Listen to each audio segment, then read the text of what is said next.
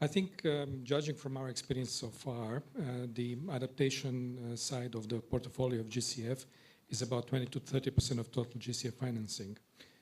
Part of that problem is that countries, we really play a very big emphasis on the country engagement. Part of the problem is that the countries themselves have not prioritized climate resilient investment. And as we are country driven, if the incentive is not coming from the countries for GCF engagement or from accredited entities, then obviously we have a little bit less of portfolio in resilience. But maybe the time would be right to suggest what is the overall role of financing in climate resilient infrastructure from GCF. So when considering GCF role in financing, it is important to keep in mind that GCF is an operating entity of the financial mechanism under the UNFCCC, and GCF is guided and accountable to the COP, right? So GCF mandate is further defined by the governing instrument, and consistent with the governing instrument, we are guided by principles to serve the Convention and the Paris Agreement. Yeah. So GCF have defined the increasing resilience of infrastructure as one of the 8 result areas adopted by the boards. So in accordance to the country-driven approach, developing countries have to identify their priority result areas in line with their national strategies and plans, and therefore for GCF to further advance climate resilient infrastructures, countries need to identify as a part of the engagement with GCF. So maybe my question to EBRD would be, how well are you engaged with countries in defining priorities in country resilient infrastructure, and what are the main obstacles in understanding these priorities? Shall we have other question, or you wish to answer to this? Yeah. I think my answer will be very short, but I can delegate my colleague Craig Davis as well, the expert on climate change at the EBRD, who is at the front row. I think overall, our role is really to establish a policy dialogue with the authorities on a number of topics that we consider as strategic for the country, and that we consider together actually strategic of the country.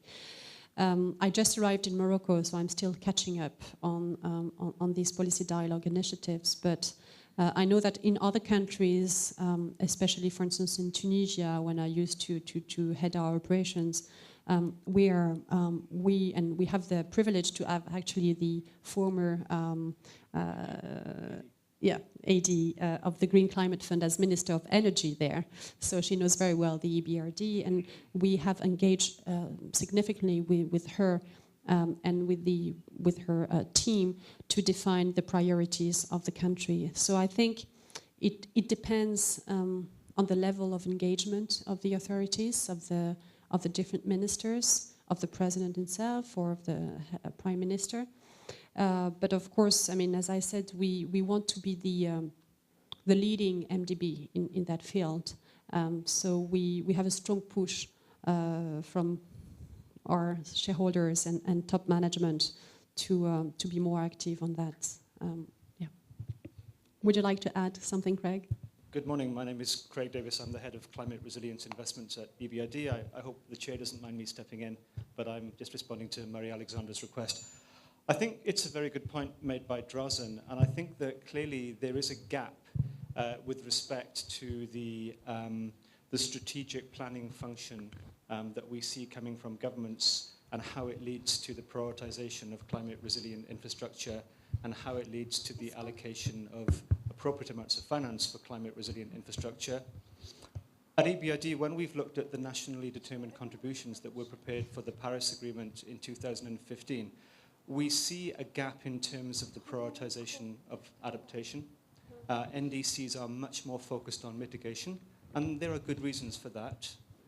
But from our observations, at least in our countries of operation, we see that the integration of adaptation into many NDCs is patchy. And we think that's an area for further work. We also think that in relation to this point, there needs to be a clearer link between the articulation of national priorities for adaptation and climate resilience and investment planning. And we see one very good example coming from the pilot program for climate resilience under the climate investment funds, where those countries, each of those countries involved in that program, developed a strategic program for climate resilience. And in fact, I know that Edith's country, Uganda, is in the process at the moment of developing its strategic program for climate resilience.